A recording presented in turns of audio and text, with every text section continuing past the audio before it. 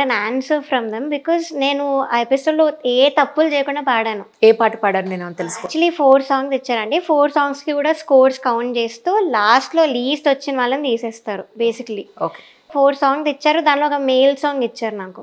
అదేంటంటే నేను చాలా సాంగ్ తెచ్చాక ఇదొద్దు అదొద్దు అని రిజెక్ట్ చేశాక నాకు ఇంకా ఆప్షన్ లేక మేల్ సాంగ్ ఒకటి ఇచ్చాను లిస్ట్లో. అంటే సింగర్స్ చాయిస్ ప్రకారం సాంగ్ ఉండదా ఎవరు? మేము ఎంత లిస్ట్ ఇస్తే వాళ్ళు దానిలో డిసైడ్ అయ్యి వాళ్ళకి నచ్చిన వాళ్ళకైతే వాళ్ళని అడుగుతారు మీకు ఏ పాటలు వచ్చి చెప్పండి అది ఇచ్చేస్తామని. అలా ఇచ్చిన వాళ్ళు ఉన్నారు నాతో వచ్చి చెప్పారు కంటెస్టెంట్సే.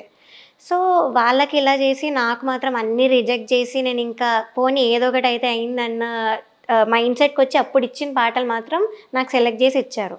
మోస్ట్లీ మెయిల్ సాంగ్సే ఇచ్చారు నాకు. సో అయినా పాడాను, అంతా బాగా వచ్చింది. నేను లిరిక్స్ కూడా ఎక్కడ మర్చిపోకుండా ఎప్పుడూ నేను లిరికల్ మిస్టేక్స్ అయితే అస్సలకే చేయలేదు. నాకు మాత్రం లేని నెగటివ్ కామెంట్స్ ఇచ్చి లిరిక్స్ చేతుల మీద రాసుకొని వచ్చి మర్చిపోయిన వాళ్ళ మాత్రం ఎక్కడో బెటర్ తీసుకెళ్ళి స్కోర్స్ హై ఇచ్చి. సో ఫస్ట్ అదొక ఇంజస్టిస్ అక్కడ. జడ్జెస్గా వాళ్ళ రెస్పాన్సిబిలిటీస్ వాళ్ళు తీసుకోకుండా ఇలా చేయడం అనేది కొంచెం బాధ అనిపించింది. బికాస్ అంత టాలెంటెడ్ ఆస్కర్ విన్నర్స్ ఉన్నారు అక్కడ. సో వాళ్ళు ఎందుకు ఇలా చేశారు అని అదొక బాధ.